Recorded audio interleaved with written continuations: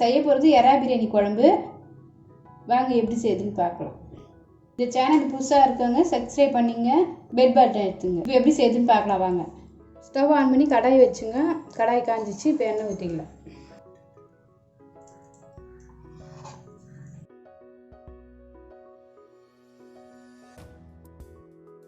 ஒரு 4 டீஸ்பூன் கரண்டி எண்ணெய் ஊற்றிருக்கேன்.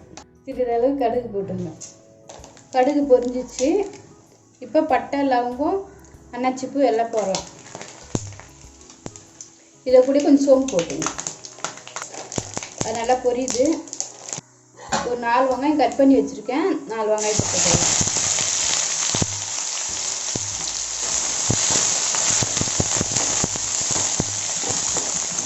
நல்லா வதங்கிட்ட வெங்காயம்.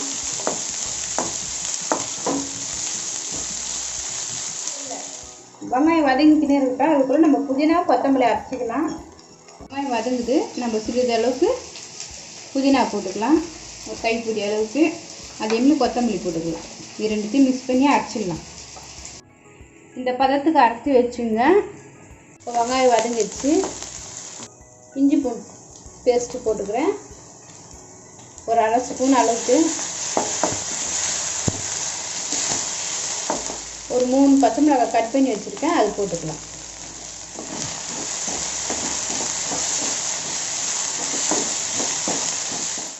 ஒரு கைப்பிடி அளவுக்கு புதினா போட்டுக்கிறேன். கொத்தமல்லியை அதே மாதிரி போட்டுக்கிறேன். எல்லாத்தையும் போட்டு மிக்ஸ் பண்ணி வதக்கிடுங்க.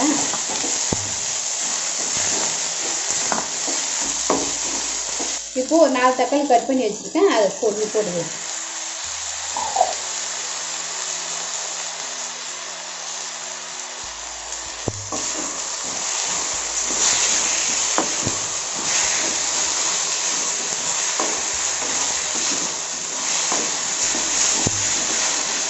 தக்காளி வதங்கணும் நல்லா. வெங்காயம் தக்காளி நல்லா வதங்கிடுச்சு. இப்போ நான் ஒரு 1/2 கிலோ எறா எடுத்து வச்சுருக்கேன். அதை போட்டுக்கலாம்.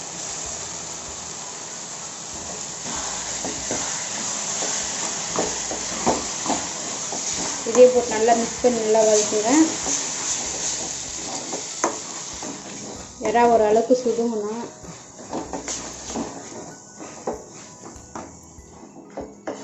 எறா நல்லா வதங்கிடுச்சு. எறா உடனே வதங்கிடும். பாருங்கள், சுருளாக வந்துடுச்சு எறா.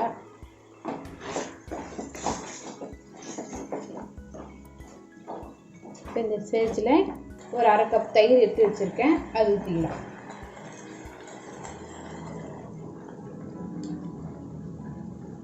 இதையும் சேர்த்து நல்லா மிக்ஸ் பண்ணிடுங்க.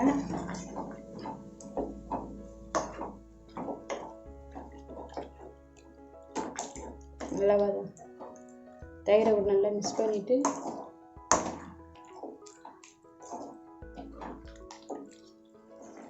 மிளகாத்தூள் போடுறேன். குழம்பு மிளகாத்தூள் 2 ஸ்பூன் அளவுக்கு குழம்பு மிளகாத்தூள் போட்டிருக்கேன். 1 ஸ்பூன் அளவுக்கு உரு மிளகாத்தூள் போடுறேன்.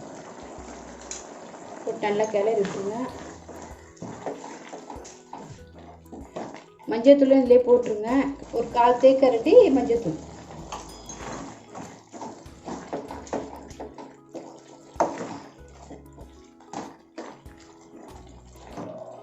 இப்போ தேவைக்கேற்ப உப்பு போட்டுக்கலாம்.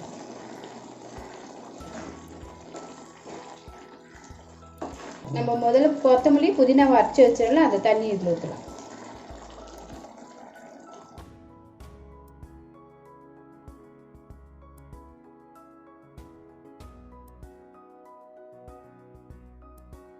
ஒரு 1/2 கப்பு தண்ணி ஊற்றுறாங்களே.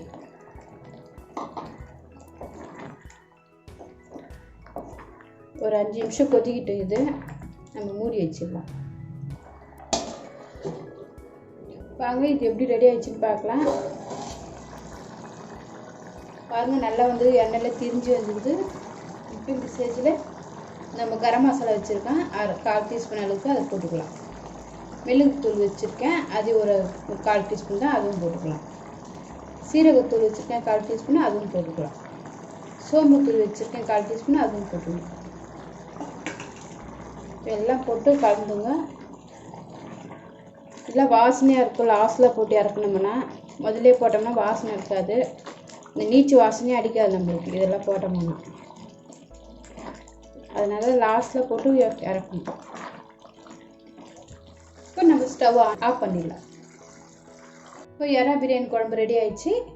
இப்போ நம்ம புதினா தழை போட்டுக்கலாம், கொத்தமல்லி தழை. நீங்களும் செஞ்சு பாருங்கள். எறா பிரியாணி குழம்பு எப்படி இருக்குன்னு கமெண்ட் பண்ணுங்கள்.